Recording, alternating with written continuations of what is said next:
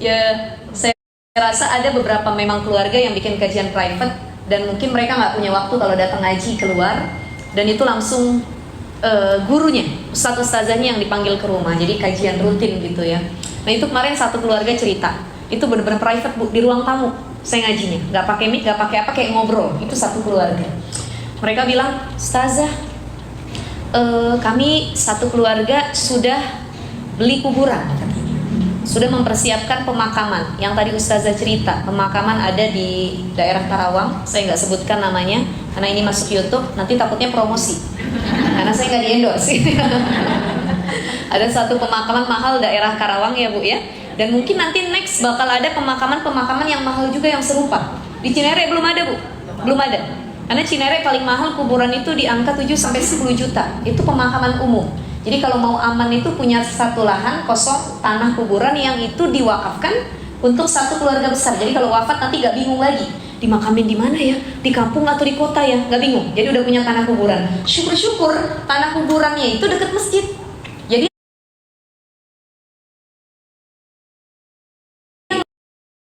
gak satu keluarga sudah beli tanah pemakaman di daerah Karawang yang ustazah cerita tadi, harganya mahal Bu. Satu lubang kuburan itu dibanderol dengan harga estimasinya itu sekitar 250 juta. Satu lubang kuburan, hampir seharga rumah tipe 45 ya.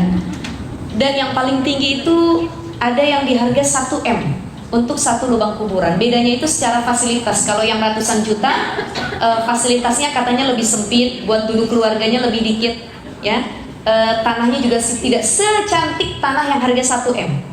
Kalau yang 1 M itu areanya lebih luas, rumputnya lebih hijau, ada area untuk penginapan keluarganya, dan infonya malaikatnya lebih baik. 1 M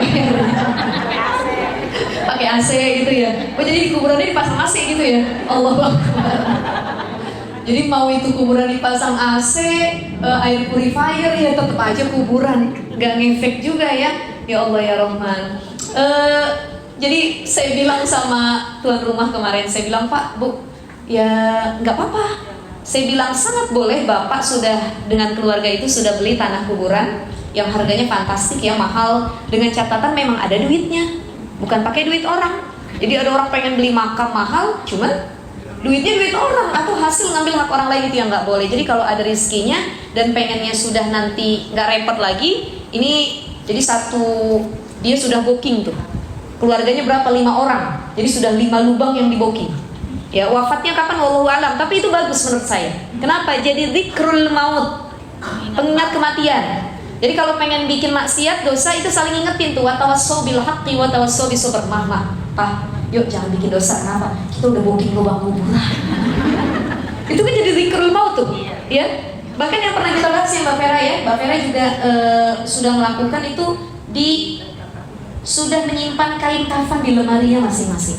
Kemarin saya kan punya kajian juga daerah Pamulang. Itu kajian fikih ya ibu-ibu. Telepon dari taklim ya, Ustazah, saya minta tolong dong Januari ini kajiannya kita jangan teori dulu katanya. Saya pengen praktek kepengurusan jenazah. Jadi kemarin saya praktek kepengurusan jenazah itu sama para jamaah dari mulai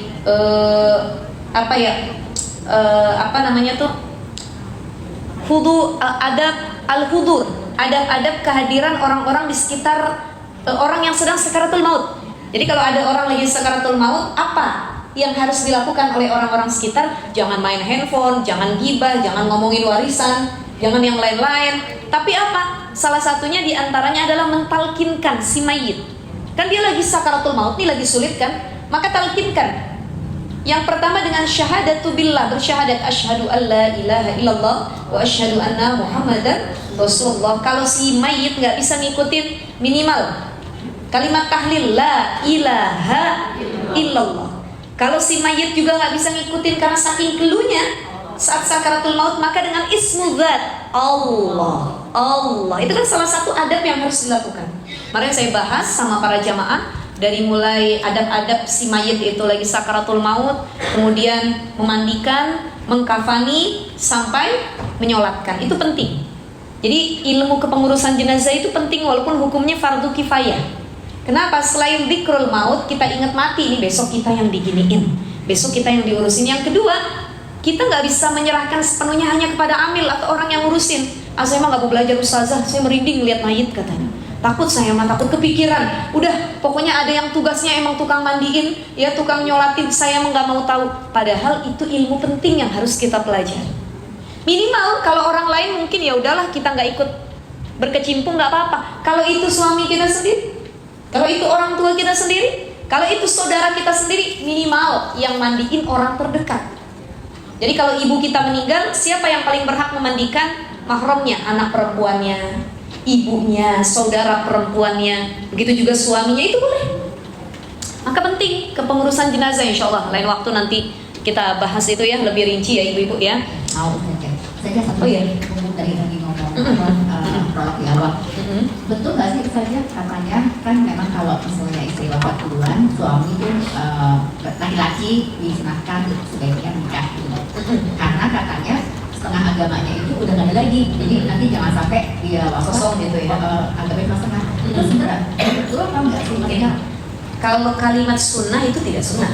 Artinya kalau sunnah tuh maksudnya kalau kalimat sunnah betul sunnah ya. Artinya dikerjain berpahala tapi ditinggalin gak dosa. Artinya dia mau nikah lagi yang pahala. Kenapa tetap pahala? Kenapa disebut sunnah? Karena satu, menikah itu kan sunnah Nabi. Yang kedua, agamanya lebih sempurna disebabkan dia lebih mampu menjaga syahwatnya.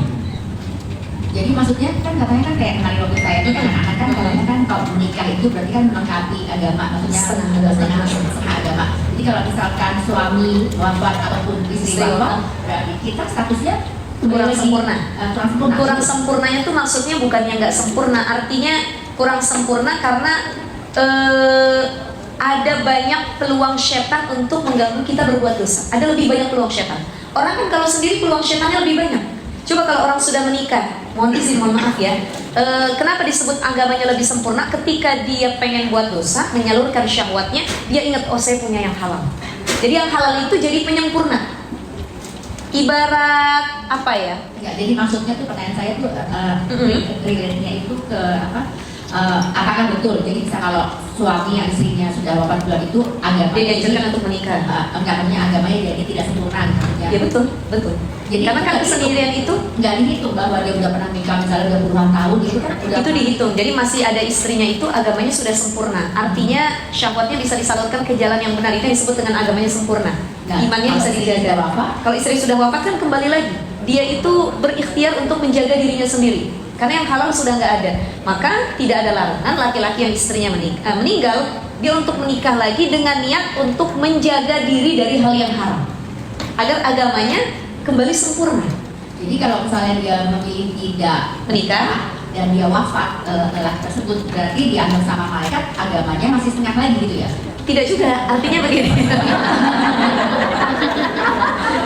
Maksudnya agamanya sudah full, kafah, Bavera. Jadi dibilang setengah kurang sempurna agamanya tuh berkaitan dengan syahwatnya yang disalurkan. Artinya urusan dia full atau tidak agamanya itu kan urusannya dengan Allah. Cuman memang dalam menjalankan perintah agama setiap harinya ada kekurangan. Jadi maknanya bukan kesempurnaan menjaga diri, tapi ada kekurangan karena dia tuh diliputi dengan kegalauan. Ya Allah, saya pengen nyalurin tapi nggak punya istri. Ya Allah, saya butuh tapi siapa ya gitu. Ya Allah, nah itu disebut dengan kekurangan. Sedangkan kalau wanita katanya sunahnya itu menikahnya dengan lelaki yang lebih baik daripada suaminya yang sebelumnya. Kalau bisa dapatin yang seperti itu. Tapi kan kalau jodoh kita nggak bisa memastikan, ya. Mungkin Salamah itu ya. Ummu Salamah dapatnya langsung Rasulullah. Makanya doanya ibu-ibu kalau Mbak Vera, Allah pengennya sih panjang umur pasangan kita. Kalaupun nanti ternyata suami wafat duluan, ya, ibu jangan mesem-mesem ini. Kalaupun andai kata suami wafat duluan, ikutin doanya tadi Ummu Salamah. Allahumma ajirni fi musibati wa khlufli khairan minha. Ya Allah, berikan pahalaku dengan musibah yang menimpa. Artinya kehilangan suami tercinta. Wa khlufli khairan minha, ya Allah, gantikan aku dengan yang lebih baik. Maka doa ini didawamin sama Ummu Salamah, digantiinnya langsung Rasul yang jadi suami keduanya. Ya kita kan nggak mungkin dapat suami kayak Rasul, tapi minimal lebih solih dari suami yang pertama. Kalau ibu jangan dibayangin, ini kalau ya, andai kata suami kita duluan, begitupun suami kalau istrinya wafat duluan, dianjurkan untuk doa demikian. Allahumma ajirni fi musibati wa khluf li khairan minha, ya Allah, kasih aku pahala Dan andai kata diberikan ganti, kasih istri yang juga soleha. Kalau istri saya dulu soleha, maka saya juga minta yang soleha ya Allah. Kalau suami saya dulu soleh, saya minta juga yang soleh. Nah seperti itu. Jadi nggak ada larangan Mbak Vera untuk menikah lagi, ya. Sebab apa? Nggak usah mikirin gini. Ada orang yang mau nikah lagi, nanti istri saya di alam kubur nggak ridho sama saya, atau suami saya nggak ridho kalau saya nikah lagi. Udah nggak ada urusan. Karena kalau orang sudah wafat, dia sudah cerai, artinya cerai mati. Di situ sudah bukan pasangannya lagi, karena sudah terpisah alamnya, ya. Maka nggak ada urusan lagi pasangan yang sudah wafat. Silahkan untuk mencari orang yang sekiranya bisa membantu menyempurnakan agamanya lagi, menjaga syahwatnya lagi. Itu doa Ummu Salamah bisa dipakai oleh wanita yang mungkin baru bercerai gitu ya? Betul. Boleh. Jadi gini, doa itu bukan cuma buat orang yang kehilangan suami yang wafat, tapi siapapun yang kena musibah.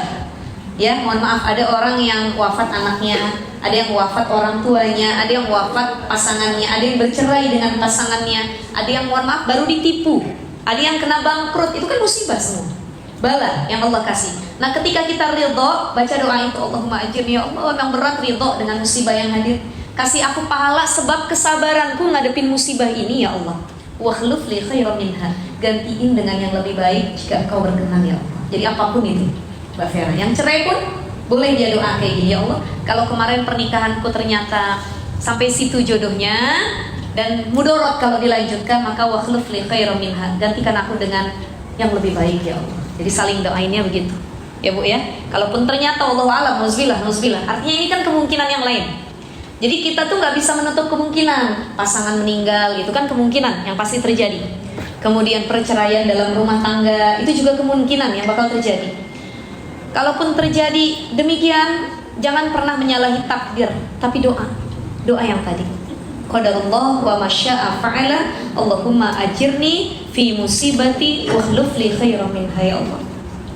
Engkau yang punya takdir semuanya ya Allah. Wa khluf li khairan minha, gantikan aku dengan hal yang lebih baik ya Allah. Itu ya Bu ya. Itu mintanya sama Allah. Gitu ya Mbak Vera ya. Saya izin lanjutkan ya. Jadi kemarin nggak boleh, pembahasan yang bulan lalu tuh nggak boleh kita di pagi hari udah mengeluh, apalagi yang dikeluhkan masalah dunia. Ngeluhnya bukan sama Allah, tapi ngeluhnya sama sesama manusia. Bangun tidur udah ngeluh sama suami. Ya Allah bang, kapan sih kita punya rumah yang bagus? Gini mulu rumah. Bangun tidur nggak enak bener mandangin tempat tinggal. Oh itu kan udah ngeluh tuh pagi hari, dan ngeluhnya curhatnya sama manusia. Maka kata Allah, siapa yang pagi hari udah memulai hidupnya dengan keluhan yang didengar oleh manusia lainnya, maka sesungguhnya dia sedang menyalahi takdir Allah, dan Allah murka sama manusia pada begitu. Makanya gimana hidupnya mau diberkahin, dari pagi udah ngeluh. Coba pagi-pagi mujinya Allah, alhamdulillah. Ya Allah, memang sakit badan saya semua, asam urat rematik ya Allah. Kalau bangun pegel badan semua ya Allah. Tapi saya yakin ini bukti cintamu kepadaku ya Allah. Alhamdulillah. Tuh ngeluhnya langsung sama Allah. Itu yang kemarin ya. Jadi jangan sampai di pagi hari pertama mengeluh sama manusia. Masih ingat ibu-ibu? Yang kedua, jangan sampai yang dikeluhkan perkara dunia, li umuri dunya hazinan faqad asbasa khitan Allah. Jadi satu, gak boleh pagi-pagi langsung ngeluh sama manusia. Yang kedua, yang dikeluhkan yang masalah dunia. Dan yang ketiga, wa man tawaddu'a li ghinan lil ghaniyin li ghinahu faqad dhahaba thulutsa dinihi. Dan yang ketiga, ada orang yang pagi hari mengawali hari sudah merendahkan dirinya di hadapan orang-orang kaya. Ya, faqad dhahaba thulutsa dinihi. Maka sungguhnya siapa saja yang merendahkan diri terhadap orang kaya karena kekayaan yang dimiliki orang tersebut, maka sungguh telah hilang 2/3 agamanya. Nah ini jadi artinya apa? Keluhan kita tuh nggak boleh diberikan kecuali kepada Allah. Jadi kalau punya keluhan, baliknya kembalinya kepada Allah. Jangan merasa ada yang mampu memberi solusi selain Allah. Kan kalau kita datang sama orang kaya, Bu, saya susah banget Bu, saya yakin cuman ibu yang bisa ngasih makan saya, cuman ibu yang bisa menghilangkan kemiskinan saya. Berarti dia meminta kepada selain Allah. Nah itu bahasan kita yang bulan lalu. Kita masuk bahasan yang selanjutnya. Wal maqalatus saniyatu, maqalah yang kedua. Kalau kemarin yang pertama, An Abi Bakar Siddiq, dari Sayyidina Abu Bakar Siddiq radhiyallahu an, beliau berkata, apa kata beliau? Salasun la tudriku bis salasin. Ada 3 perkara yang tidak akan tercapai dengan 3 perkara. Ai salasu khisalin la tutlabu bisalasati asya, yakni 3 hal yang tidak bisa dicari dengan 3 perkara tadi. Pertama, apa 3 perkara yang gak bisa dicapai dengan 3 perkara? Kita ke poin yang pertama, al-ghina bil muna. Gak bisa pengen kaya tapi tiap hari cuma ngelamun. Gak bisa. Ini poin yang pertama, pengen kaya tapi kerjaannya cuma ngelamun. Dulu ada tuh sahabat Nabi didatengin sama Sayyidina Umar. Ada seorang pemuda yang di dalam Masjid Nabawi kerjaannya ngangkat tangan. Tiap hari Sayyidina Umar ngeliat, ya Allah, kayakan aku ya Allah, ya Allah, banyakin uangku ya Allah, ya Allah, ya Allah, ya Allah, ya Allah. Tuh, tiap hari doa. Ibadah aja, doa aja. Ditanya sama Sayyidina Umar, wahai pemuda, apa yang sedang kau doakan? Aku minta rezeki yang banyak dari Allah. Aku pengen jadi orang kaya, wahai Sayyidina Umar. Tapi aku lihat dari kemarin kau doa aja. Apakah engkau tidak bekerja? Tidak, wahai Sayyidina Umar. Aku yakin rezeki itu datangnya dari Allah dan cukup minta sama Allah. Gak perlu kerja. Ini salah nggak begini, Bu? Salah. Ibu doa aja, kerja mah nggak mau. Kaya apa enggak? Ya Allah, ibu yang diharapin cuma apa? Uang kaget. Ya Allah, turunin duit dari langit ya Allah. Ya Allah, kalau ada pohon duit tanamin depan rumah saya ya Allah. Kan mustahil begitu. Walaupun idza arada syai'an ayyaqula lahu, enggak ada yang enggak mungkin kalau Allah sudah berkehendak, ya. Cuman apa? Kata Sayyidina Umar bin Khattab, usaha tanpa doa kosong. Doa tanpa usaha bohong. Orang kalau pengen kaya raya ya ikhtiar. Orang pengen punya banyak hal ya harus punya skill. Orang kalau pengen ini itu ya usaha. Maka harus balance. Doa iya, usaha iya, berjalan beriringan. Ibu, suami berangkat kerja, ya Allah, angkat derajat suamiku ya Allah, naikkan jabatannya, naikkan gajinya ya Allah, cukupkan keluarga kami ya Allah. Buatlah suamiku mampu meratukan aku sepenuhnya ya Allah. Itu kan doa ibu-ibu begitu ya Bu ya. Tiap sholat tuh. Ini kan harus balance. Istrinya doa, suaminya usaha. Lah kalau ibu doa, suaminya gak mau kerja di rumah aja, gimana mau kaya raya? Atau mungkin diri kita sendiri cuma doa tapi gak ada kerja usaha, bagaimana mau kaya raya? Maka suami istri kalau pengen berkah rumah tangganya, pengen berkah rezekinya, mereka harus kolaborasi. Ibu, tadi kesini udah cium tangan kan ya? Udah? Benar? Udah? Suami berangkat kerja selalu cium tangan? Halo? Dia ada yang keceplosan? Enggak katanya. Bagaimana kolaborasi yang epik yang baik? Suami mau berangkat kerja, uculuk, istri nganterin sampai depan pintu, dibenerin. Kalau berangkat ke kantor dasinya ditarik, benerin. Tas kopernya dikasih. Itu kan kalau mau ke kantor. Kalau suaminya mau ke sawah, cangkulnya dikasih. Bang, cangkulnya ya. Kalau suami mau dagang bakso, gerobaknya dikeluarin. Ya kan masing-masing ya Bu ya. Dengan pekerjaan yang ada, alhamdulillah. Dianterin suaminya sampai depan. Abang, mau usaha ya, mau kerja? Iya, Mah doain Papa ya Mah ya. Iya, cium tangan suami, bismillahirrahmanirrahim, cium bolak-balik. Sudah kita cium tangan, kita doakan ya Allah, mudahkan rezeki suamiku, aku redha ya Allah, aku ikhlas ya Allah, aku doakan suamiku pulang membawa keberkahan, kerjanya jadi ibadah, engkau ridhoi setiap langkahnya ya Allah. Itu doa istri tuh. Sudah kita cium tangan, suaminya cium kening istrinya, bismillahirrahmanirrahim. Ibu jangan dibayangin Bu, aku dipraktekin. Ya, dicium keningnya istrinya, kata suaminya sambil cium keningnya sambil doa. Kebanyakan suami ngedoain istri itu pas akad nikah doang. Kan kalau lagi akad nikah itu setelah angkah tuka wa zawajtuka gitu ya, qabiltu nikahaha wa tazwijaha. Saya terima nikah dan kawinnya dibayar tuh naik. Udah tunai, alhamdulillah barakallahu lakum, saling cium tangan. Baru kata yang tukang motonya, suaminya cium jidat istrinya cium. Nah nyiumnya itu bukan sekedar nyium, tapi ada doanya. Bagaimana doa suami mendoakan istri, dan itu dilakukannya jangan cuma pas akad nikah, tapi tiap hari mau berangkat. Sebelum berangkat, ibu, bu, ini besok sampein ke suami ya Bu ya. Bang, kalau nanti mau berangkat, mama cium tangan abang cium kening mama, ya. Maksa ya nggak apa-apa, tapi itu jadi kebiasaan gitu ya. Ini ada suami istri yang kalau mau berangkat kerja kayak orang nggak kenal gitu ya. Mak, papa berangkat ya, yang kunci pintu apa kunci? kunci. Pas suami mau pulang, tuk. Istrinya lagi nonton sinetron, ada yang lagi nonton drakor, ada yang lagi hip dengan rajin lah, ya. Pak, papa ya? Iya ma, bukain dulu. Mama lagi nonton, udah gak dikunci, buka aja buka.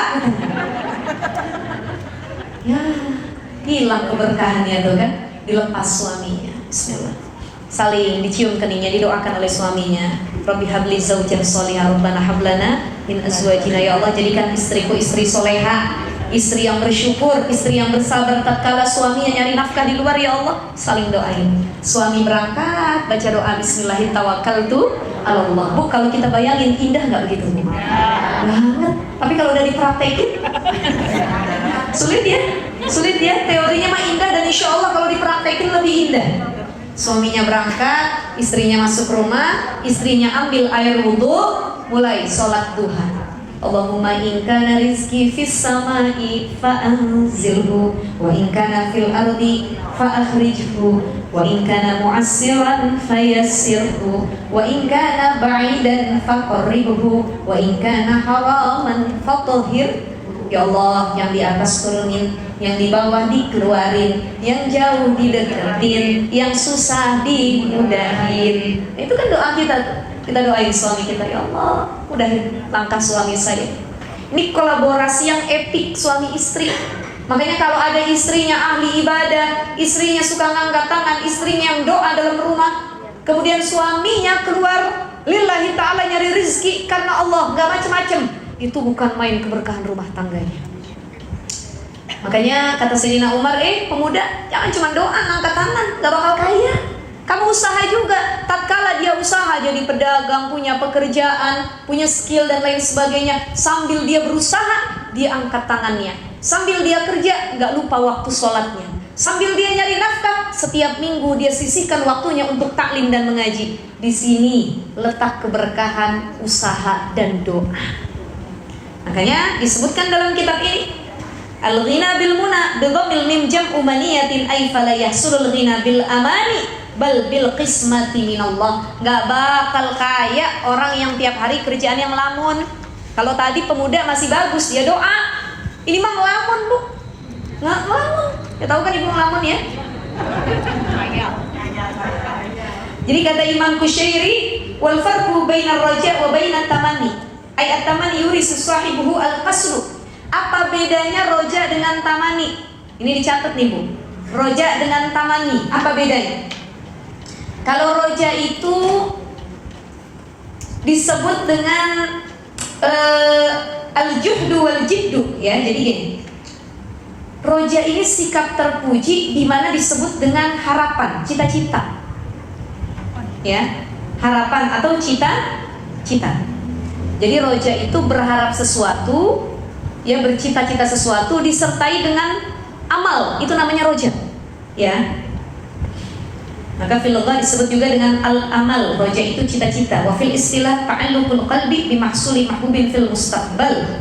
Keterikatan hati pada hasil yang cintai di masa depan. Artinya orang itu nggak disebut roja kalau dia nggak sambil beramal. Dia punya harapan, punya cita-cita, tapi sambil diamalin. Ya Allah, saya pengen umroh ya Allah tahun depan. Apa yang harus dia lakukan? Nabung, belajar fikih umroh, cari ilmunya. Ada rizki, taruh lagi, daftar umrohnya, daftar hajinya. Itu yang disebut dengan roja. Dia berharap sama Allah sambil ikhtiar. Tapi ada yang disebut dengan tamanni, ya, tamanni. Ar-roja maqarnahu amal wa ila fahuwa unniyah. Harapan itu masih mesti disertai amal. Jadi cita-cita itu harus dibalangin amal. Kalau nggak dibalangin amal, namanya angan-angan. Itu yang disebut dengan tamanni. Di taman itu ngelamun, diem, berangan-angan. Ibu duduk di bangku di tempat tidur, habis nonton sinetron atau habis nonton apa, ibu sukanya drakor apa derajin? Hah? Enggak, atau suami yang suka derajin? Itu lagi rame itu ya. Itu ya Allah, banyak suami-suami yang kalau diem nonton ini derajin kan? Habis nonton sinetron, ya Allah indah bener di sinetron, ibu ngelamun diem. Ya Allah, saya pengen begini, begitu, dilamunin tuh, didiemin. Tercapai atau enggak? Karena itu lamunan yang nantinya dirasuki oleh setan, yuwaswisu fi sudurinnas. Makin ditiup tuh sama setan, ngelamun aja. Itu namanya tamani, angan-angan, khayalan namanya. Jadi beda roja dengan tamani. Jadi kalau tamani itu namanya berkhayal, tapi nggak ada usaha. Tapi kalau roja bercita-cita, berharap disertai dengan amal ataupun usaha, gitu ya.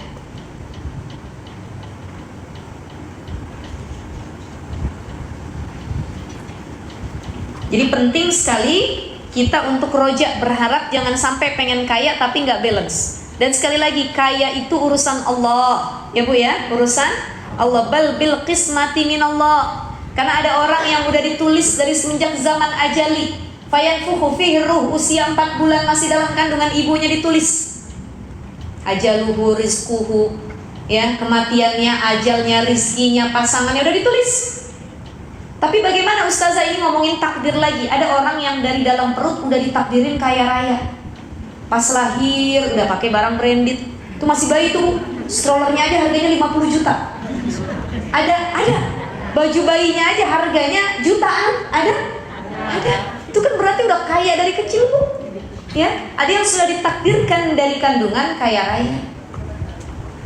Sampai wafat dia kaya raya, old money namanya. Ya. Udah orang kaya emang 7 turunan dah begitu. Tapi ada orang yang dilahirkan dalam keadaan miskin. Cuman tadi innallaha la yughayyiru ma biqaumin hatta yughayyiru ma bi anfusihim.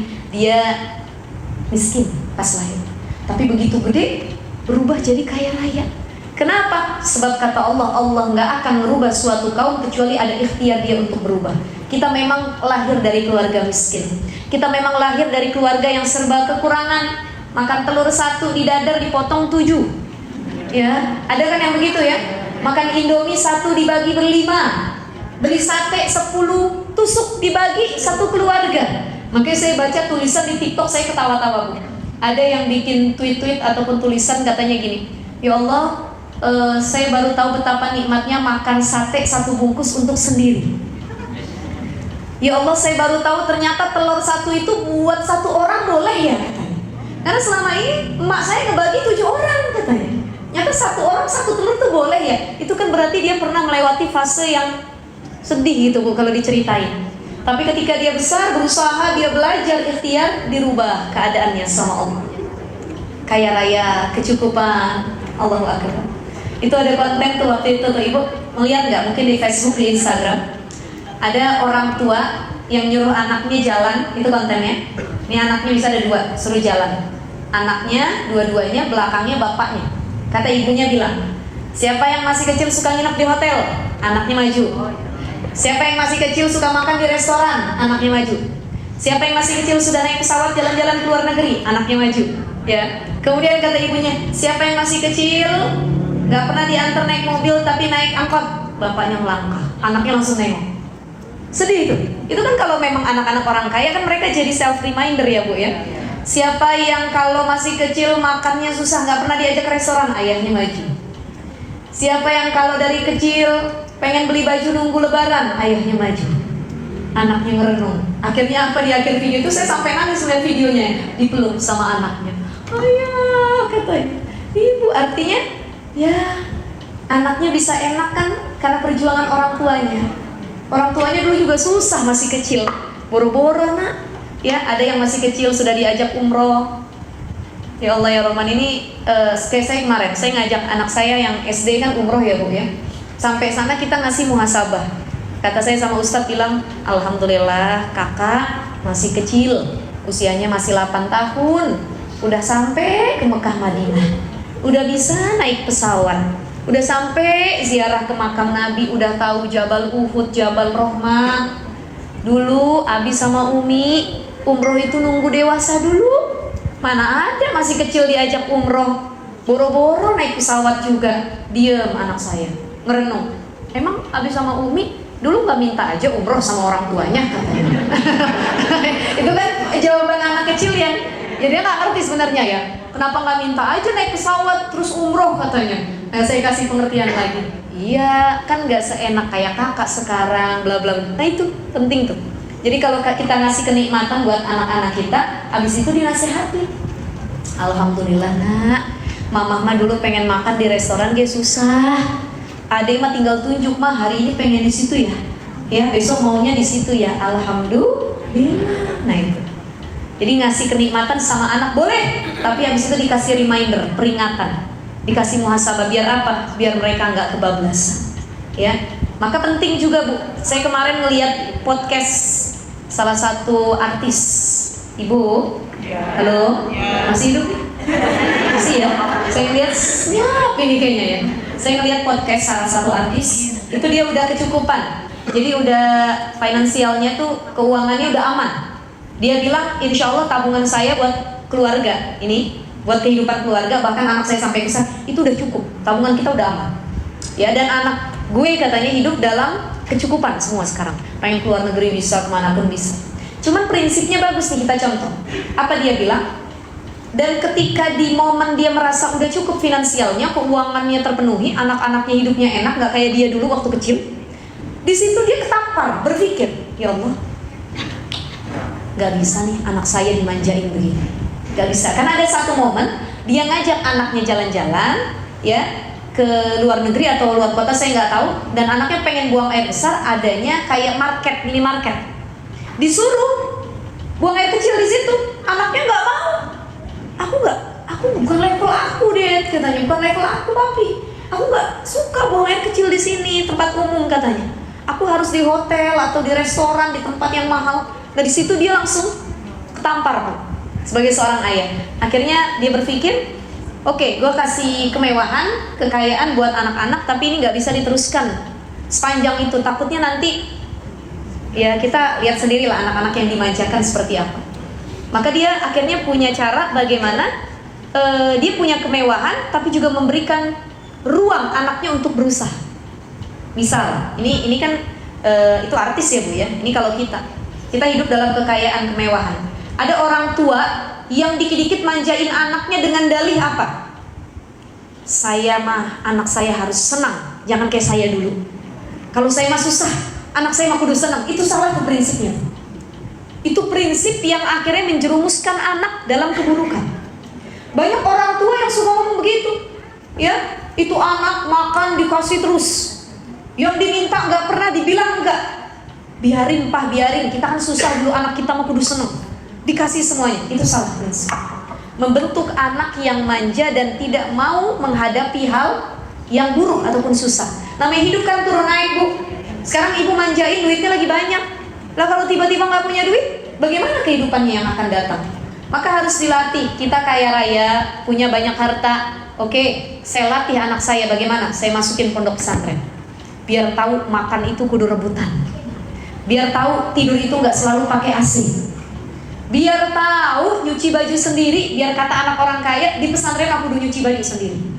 Nah itu kan melatih. Jadi jangan sampai memanjakan 100%, karena nanti efeknya yang akan datang mereka nggak tahu bagaimana menghadapi kehidupan yang sulit. Gitu ya ibu-ibu ya. Jadi yang pertama apa? Nggak bisa kaya kalau tiap hari kerjaannya ngelamun aja. Apa yang dilamunin? Kadang-kadang yang dilamunin itu harta orang. Makanya orang kenapa gampang penyakit dengki itu masuk ke dalam dirinya. Dengki, iri, hasad. Semua senang lihat orang susah, susah lihat orang senang karena kerjaannya tiap hari ngelamun, ngebandingin harta dia sama orang. Menghayal. Aduh kalau saya punya harta kayak dia enak bener, dia mah sombong bener. Nah itu akhirnya iri dengki karena sering ngelamun. Dan orang yang lebih sehat hatinya dari penyakit iri dengki adalah orang yang hidupnya disibukkan dengan kebaikan. Makanya jangan sering ngelamun, sering ngaji, sering zikir, sering baca Quran. Orang kalau sering ngelamun, yang sering dipikirin milik orang daripada milik sendiri. Terlihat Bu ya? Itu yang pertama. Yang kedua, baik, kita singkat.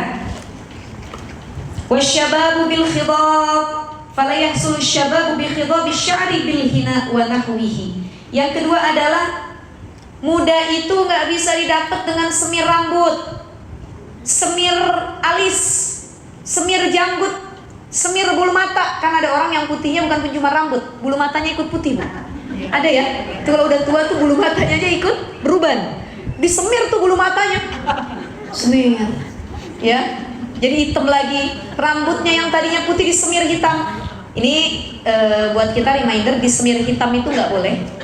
Tapi kalau warna lain boleh. Jadi ibu-ibu yang sudah ada ubannya, ibu mau dicek warna apa aja boleh selain hitam. Mau merah, mau ungu, ibu mau hijau, mau biru boleh. Yang penting jangan warna hitam. Hitam itu tidak boleh kata Nabi SAW. Ya, yang merah lah Bu, biar kayak orang Korea dikit ya. Sama coklat sama merah itu.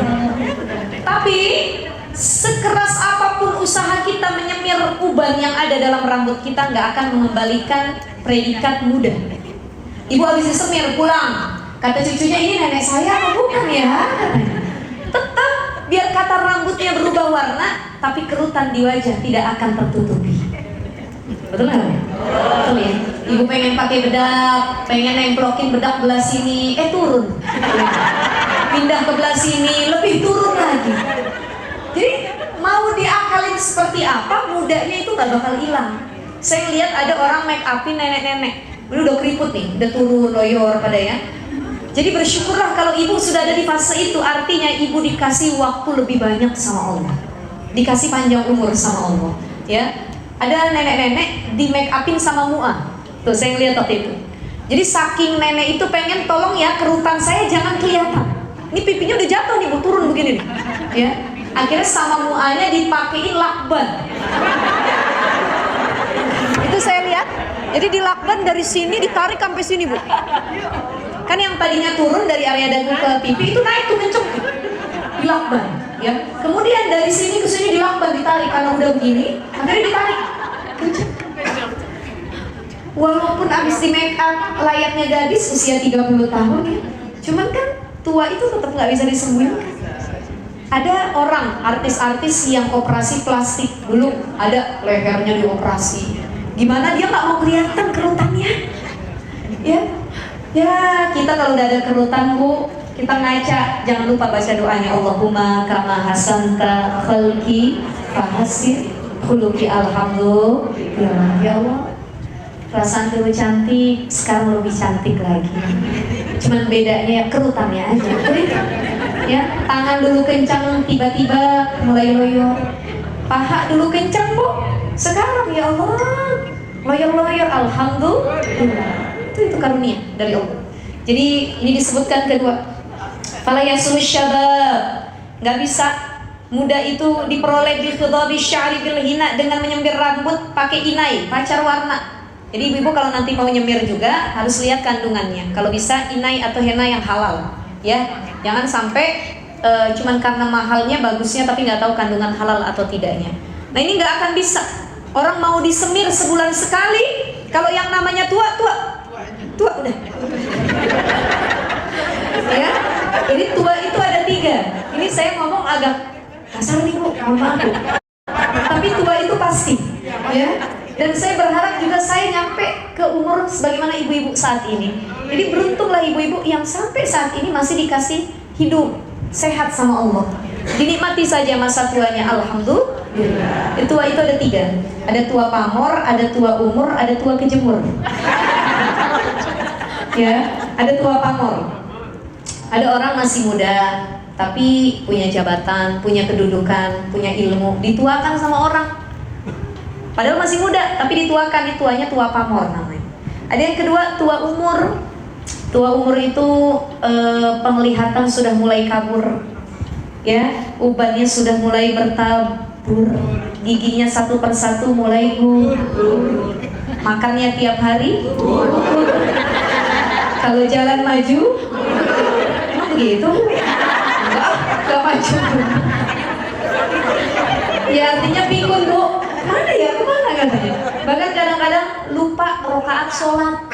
Ini udah berapa ya katanya? Nah itu alhamdulillah kalau ibu sudah sampai di fase itu, Allah sayang, dikasih nikmat usianya panjang sama Allah. Karena kata Nabi SAW ya, annahu su'ila, Nabi itu pernah ditanya sama para sahabat, wahai Nabi, ayyun nasi khair, siapa manusia yang paling baik wahai Nabi? Maka Nabi menjawab, man tala umruhu hasuna amaluhu. Kata Nabi, orang yang paling baik selama hidupnya adalah ia yang dikasih umur panjang sama Allah dan umur panjangnya dipakai buat berbuat baik. Panjang umur, amalnya banyak. Nih cita-cita kita. Ada orang umurnya panjang tapi ahli maksiat, sholat gak mau, nutup aurat gak mau, gibah rajin, ngadu domba orang, hobi.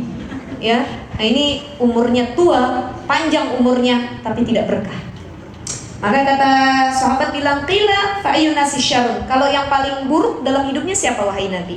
Man tala umruhu wa sa'a amaluhu. Orang yang umurnya panjang tapi amalnya buruk. Kita pengennya yang mana, Bu? Umurnya panjang, amalnya banyak. Nah, insya Allah mudah-mudahan kita masuk di antaranya ya. Dan yang ketiga, yang terakhir ya sebelum kita tutup. Wasihatu bil adwiyati fala tahsulu sihatu bi nafsil adwiyati bal bi syifaillahi ta'ala.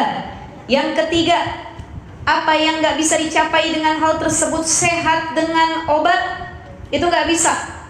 Maka penyembuh itu datangnya dari Allah, bukan dari obat. Maka dalam Al-Quran kita lihat ketika diturunkan ayat Al-Quran ataupun Al-Quranul Karim, apa kata Allah? Wa nunazzilu minal Qur'ani ma huwa shifaa'u wa rahmah. Ini saya nyebut nama saya sendiri ya Bu ya, karena nama saya jadi doa ini mudah-mudahan.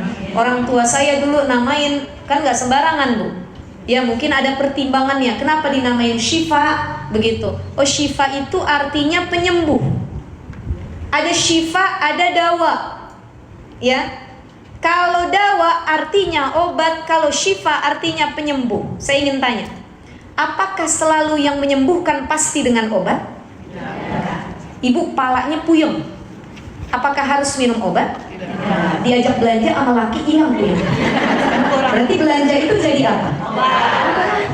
Ya. Makanya kata Nabi SAW, likulli da'in dawaun. Setiap penyakit ada obatnya. Da'in ini adalah penyakit dalam artian fisik. Bengek, pilek, batuk, korengan, sakit, gula, itu penyakit fisik, jasmani. Likulli da'in dawaun. Dan dawa itu adalah makna untuk obat fisik. Dan gak semua obat itu kan untuk ngobatin yang fisik. Kadang-kadang yang sakit bukan cuma fisik tapi hati, pikiran, betul gak Bu?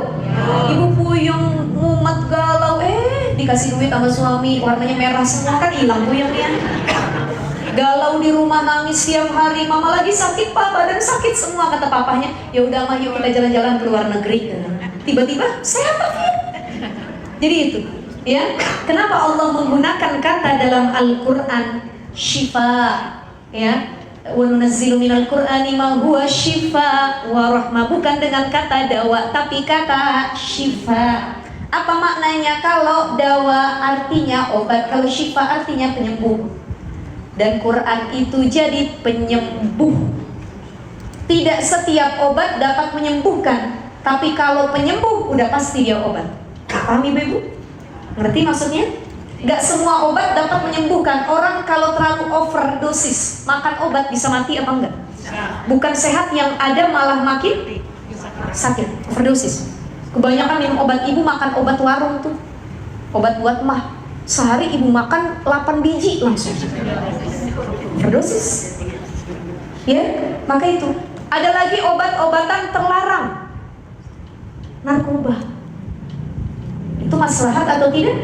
Tidak. Maka enggak semua obat dapat menyembuhkan. Itulah Allah menggunakan kata syifa. Syifa artinya menyembuhkan, bukan cuma dengan obat, tapi dengan ridha dan izin Allah. Biarpun kata dia enggak minum obat, tapi kalau kata Allah sembuh, kun fayakun, sembuh. Ya, jadi obat itu cuma wasilah. Enggak semua sakit itu butuh obat, gitu ya. Saya teringat dulu Bu, kisahnya Nabi Musa. Nabi Musa itu ya dalam surah An-Nisa ayat 164, saking dekatnya sama Allah, ada dalam Al-Quran disebutkan tadi An-Nisa ayat 164, wa kallamallahu Musa taklima. Saking Musa dicintai sama Allah, Nabi Musa itu sampai pernah ngobrol langsung sama Allah. Wa kallamallahu Musa taklima. Nabi Musa punya privilege, ya, punya fasilitas luar biasa yang Allah berikan. Jadi kalau Nabi Musa berdoa itu nggak dikabul sama Allah. Cuman hentakin tongkatnya berubah jadi ular. Nabi Musa cuma berdoa, ya Allah tolong aku dengan kaumku Bani Israel yang akan melewati laut merah itu, Red Sea, tiba-tiba terbelah lautannya. Jadi semua yang didoakan sama Nabi Musa itu langsung dikabul sama Allah. Tapi ada satu ketika keadaan Nabi Musa sakit gigi. Doa sama Allah, ya Allah betapa sakitnya gigi yang kurasakan ini ya Allah, tolong sembuhkan penyakit gigiku ini ya Allah.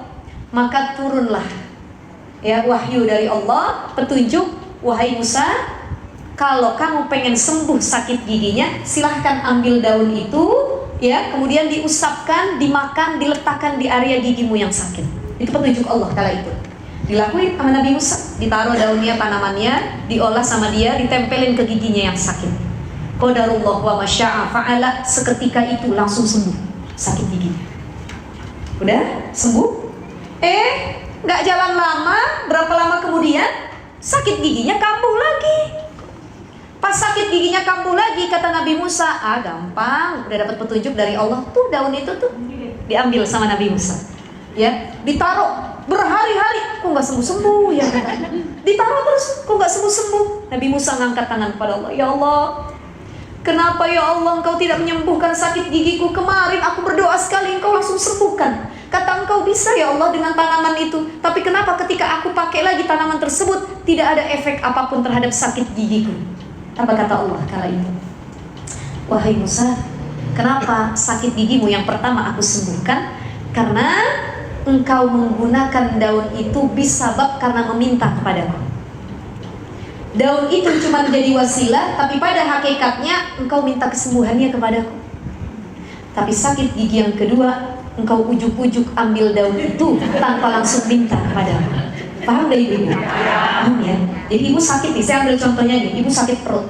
Ya Allah, saya sakit perut, sembuhin, ya Allah sembuhin.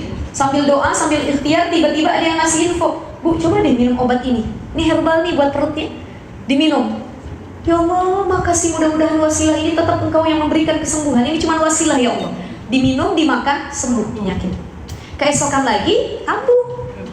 Kata ibu, gampang kalau kamu udah ada obatnya katanya. Langsung ibu minum tanpa ibu berdoa kepada Allah. Kok tumben-tumbenan nih obat gak berfungsi? Betul nggak? Pernah nggak kita ngerasain kayak gini? Sering? Karena apa? Karena kita menganggap obat itu yang menyembuhkan, bukan Allah yang asy-syafi, maha penyembuh. Kala itu Nabi Musa menangis, meminta ampun kepada Allah. Disitulah ia sadar bahwa sakit gigi yang kedua dia bukan minta sama Allah, tapi langsung minta sembuh kepada tanaman tersebut. Maka hati-hati, yang nyembuhin bukan obat, bukan tanaman, tapi yang nyembuhin Allah. Sehebat apapun dokternya, sebagus apapun rumah sakitnya, semahal apapun fasilitas rumah sakit tersebut, tapi kalau Allah nggak berkehendak sembuh, nggak bakalan sembuh. Tapi ada orang yang cuma baca Fatihah, tuh satu-satu kampung, cuma Fatihah ini sembuh. Kenapa? Karena benar-benar meminta kepada Allah Subhanahu wa Ta'ala. Ini jadi pelajaran buat kita. Kalau sehat itu tidak bisa dengan obat, karena sehat itu bisyifaillahi ta'ala, melalui penyembuhan yang berasal dari Allah Ta'ala. Insya Allah ini jadi reminder buat kita semua, muhasabah. Ulang dari sini, kalau sakit kembaliin ke Allah, kalau minta apa-apa kembaliin ke Allah, kalau dikasih tua gak bisa disembunyiin karena itu sudah hadiah dari Allah, ya Bu ya. Kalau pengen kaya raya, ikhtiar sama doanya harus seimbang, gak bisa cuma ngelamun, karena semua yang ngasih Allah dan akan kembali kepada Allah. Baik ibu-ibu, sampai sini ada pertanyaan sebelum saya tutup? Mudah-mudahan ada yang ingin bertanya. Ustazah Syifa, silakan. Izin saya minum ya, ibu ya. Bismillah. Ya silakan, ada mungkin di luar tema juga boleh ya Ustazah ya. Boleh. Ya silakan, mumpung ada Ustazah, ayo silakan bertanya apa yang ingin ditanyakan. Enggak? Yakin gak ada yang mau bertanya? Oh iya, silakan ya. Assalamualaikum warahmatullahi wabarakatuh. Waalaikumsalam warahmatullahi Saya wabarakatuh. Eka. Saya mau bertanya dan saya sedikit. Alhamdulillah saya sudah berjalan 2 tahun setengah sebagai survivor kanker payudara. Masya Allah. Dan kanker saya itu sudah menyebar, tidak hanya di payudara, di tabung dan di tulang. Jadi ada 3 kanker dan semuanya itu ganas dan sudah masuk stadium 4. Stadium 4. Ya, jadi saat itu 2023 bulan Juni saya sebagai wanita karir di perbankan selama 30 tahun di 3 bank. Saya share sedikit ya. Jadi memang yang di pikiran saya itu hanya ada impian, pengen ini, pengen itu, pengen itu, gitu ya. Karena memang di usia 57 tahun ayah saya sudah meninggal. Jadi saya punya 2 kakak. Nah, namun memang dalam satu keluarga ini kan ada yang ekonominya bagaimana, dan alhamdulillah karena saya wanita karir, pekerja keras, gitu ya. Alhamdulillah saya bisa membantu keluarga dan almarhum ibu saya tanpa saya berpikir untuk bahagia gitu. Akhirnya pas 2023 kemarin saya lagi bekerja baik-baik aja, tidak merasakan sakit apa-apa. Tiba-tiba pas Idul Adha saya merasa sakit, payudaranya nyeri. Karena saya takut, saya diemin 1 bulan. Akhirnya lama-lama dia seperti bakso di bawah payudara. Jadi dia semua ya. Ini sharing juga ya jadinya. Oh, itu jadi seperti benjolan. Iya. Jadi yang namanya ganas itu tidak pakai tanda-tanda. Iya. Jadi cancer yang berbahaya itu tidak pakai tanda-tanda. Betul, nggak ada ya. Saya pengen sharing kayak itu nggak ada bridgingnya ya, tiba-tiba aja. Iya, karena saya wanita karir, itu jujur saya tuh kalau makan pengennya yang cepat. Jadi instan ya. Bakso, mie ayam, apa langsung samping kantor tuh semuanya jamu dari burger, pizza semuanya ada. Jadi real foodnya jarang. Ya, jarang. 4 sehat 5 sempurna hanya Sabtu Minggu. Dan di otak saya tuh cuma impian gitu ya. Akhirnya saya disentil sama Allah di 2023 bulan Juni. Sakit payudaranya, panas dingin, saya pikir mau menopause karena waktu itu usia saya 50. Iya kan? Akhirnya saya diemin 1 bulan, cepet Ustazah, 4,6 cm ya, mili ya? Iya. Segini ya? Sebakso kecil itu menonjol di bawah. Akhirnya saya ke Mayapada, divonis langsung kanker. Ustazah, tumor ganas, 2 hari kemudian cancer stadium 4. Di situ saya dunianya langsung hancur karena kansernya nggak hanya 1 tapi 3. Itu di mohon maaf ya, di PD yang berbeda atau satu PD? Di sini aja. Dan saya melakukan 2 rumah sakit karena saya nggak percaya gitu kan. Ternyata cancer juga, cancer tetap di sini. Akhirnya di situ saya hancur, udah pasrah. Ya mungkin kalau nggak kuat iman agak gila sedikit gitu ya. Saya cuma berpikir berapa lama lagi bisa mati, gitu kan. Ya alhamdulillah saya punya kakak mungkin itu menguatkan saya untuk kajian ke sini. Tapi kan saya nggak bisa lagi cancer. Jadi saya ikutin terus tuh online. Terus saya divonis untuk segera, kalau nggak segera bisa menjalani kemana-mana. Itu harus operasi ya. Saya akhirnya ke MRCC Siloam, tadinya mau ke Penang, tapi dokter saya alhamdulillah di MRCC kan banyak sains ya dan non muslim. Ya itulah Allah kasih saya profesor umur 69 dan dia Islam. Dia cuma bilang, "Ibu, apa yang ibu takutin?" Sorry, Siloam Senayan ya? Semanggi ya? Kayaknya itu dokter yang kemarin saya datangin juga. Jadi Profesor Tostiadi, dia guru besar yang ahli itu ya? Gini, ibu kenapa takut? Pertama, ibu punya asuransi. Di luar nggak punya asuransi. Kedua, semua itu Allah yang kasih. Kalau Allah menyembuhkan bisa. Jadi saya harus apa? Dok, saya bilang, serahkan diri, pasrahkan diri. Tapi kan nggak mudah ya, Ustazah. Akhirnya saya kemo 44 kali. 44? Dari rambut saya begini sampai gundul. Rambut saya tuh tebal banget sampai gundul. Akhirnya saya agak kayak orang gila sedikit gitu ya. Kayaknya udah pasrah deh. Walaupun iman saya kuat, tapi kayaknya dihadapin sama cancer itu bukan sesuatu yang gimana. Hampir rata-rata tadi survival cancer itu ya mental juga kena kan. Iya. Kenapa saya pengen berbagi di sini sama ibu? Karena saya berpikir saya maaf ya Ustazah, saya nggak percaya sama Allah. Pas saya diberi cancer, saya makin percaya sama Allah. Makin dekat kan? Allah itu kayaknya hadir. Karena saya bukan ria ya. Saya punya insurans yang 1 tahun 10 miliar. Tapi saya masih takut.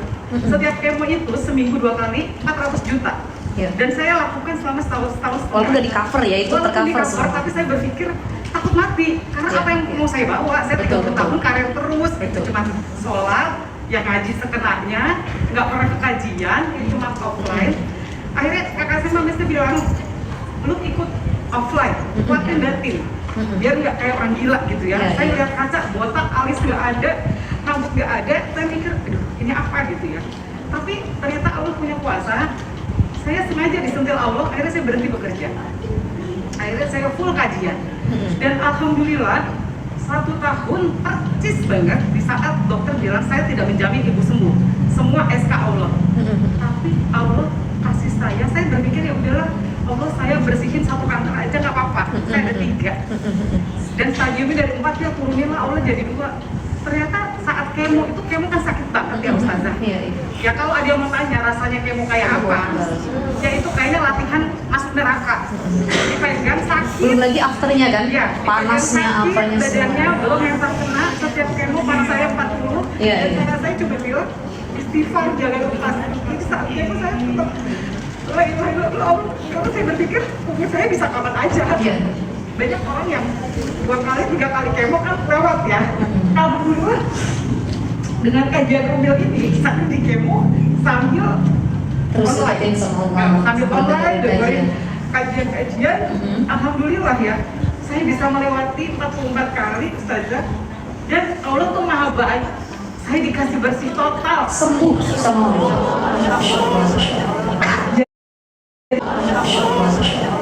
Jadi saya selalu, maaf ya, kenapa dari tadi saya pegang handphone, saya punya grup cancer. Saya bilang kalau sembuh jangan berpaku sama obat, tapi bertakwa, merubah diri ke kajian. Ini ke kajian gak gampang loh Ustazah, sakatnya banyak ya. Pasti ke mall aja, ke arisan, kemana. Saya dulu ke kajian sama kakak saya. Sekarang kakak saya ke kajian lain, saya jalan sendiri. Dan saya kalau nggak ke kajian, maaf ya, saya kayak sakau. Saya merasa, ya kalau gue lagi kapan, gimana? Jadi saya nggak bisa melangkah seperti ini. Jadi ya, saya cuma sharing ke ibu-ibu. Ini kalau- ujian, jangan pernah bilang itu ujian. Tapi Betul. itu hadiah dari Allah. Kalau saya karena ambil- Allah pengen sentil kita supaya kita lebih baik. Betul. Nah, pertanyaan saya adalah Ustazah, kadang kalau orang tahu saya sembuh, selalu bilangnya gini, kok kamu bisa sih sembuh? Pas saya kena cancer, kok kamu bisa sih kena? Pas saya dibayarin iuran sampai setahun 3,5 M, kamu sih enak, punya asuransi. Sebagai survivor cancer, apa jawaban yang harus saya jawab kepada teman-teman saya seperti itu? Karena kadang, walaupun saya sudah sehat, kadang memang saya juga kadang kena. Ustazah, itu aja sih. Assalamualaikum warahmatullahi Waalaikumsalam wabarakatuh. warahmatullahi wabarakatuh. Ini Masya Allah. Saya pengen ngucapin barakallah, alhamdulillah atas kesembuhannya. Ibu, mudah-mudahan ini didengar juga sama para pejuang ya, para survival cancer yang ada di luar sana. Karena banyak orang yang ketika kena cancer mereka nggak bisa survive, dan yaitu kadang-kadang gini, yang membunuh bukan cancernya tapi mentalnya yang sudah down terlebih dahulu. Itu banyak yang seperti itu. Sakit apapun sebenarnya, bukan cuma cancer, tapi orang dikasih penyakit berat akhirnya mentalnya kena down, dah disitulah akhirnya drop ya. Termasuk kemarin kayak COVID-19. Jadi yang membunuhnya itu bukan COVID sebenarnya, bukan flu-nya, tapi mentalnya, ketakutannya ya. Masuk rumah, nggak boleh ketemu siapapun, nggak boleh bersatuan sama sekali, nggak boleh. Orang sakit ketakutannya akhirnya mentalnya yang down. Nah ini alhamdulillah kita lihat banyak para pejuang cancer yang disembuhkan oleh Allah, diantaranya ibu. Kalau saya ambil benang merahnya, saya tarik kesimpulannya, ini sesuai dengan firman Allah, walanabluwannakum bisyarri wal khairi fitnah. Kita nih hidup ibu, ujian kita 2, kesenangan, kesedihan. Ya, mungkin Allah tuh kemarin ngasih bala, ya, penyakit itu masuk dalam kategori bala, ya. Jadi tanda Allah cinta sama hamba itu ibtalahum, diuji. Jadi kalau ada hamba yang nggak pernah diuji, hidupnya istidraj. Tapi kalau dia diuji, tandanya Allah masih cinta sama kita. Oke, dikasih bala, salah satunya penyakit. Mungkin kemarin saat kita senang, kita lebih sulit dekat sama Allah. Tapi ketika Allah kasih ujian, di situ Allah pengen bikin kita sadar bahwa ternyata saya tuh punya Allah kemana aja dari kemarin. Sebab banyak orang yang diuji dengan kesenangan, dia makin lalai Bu. Saya ambil contohnya sholat. Orang kalau makin kaya, sholatnya makin cepat.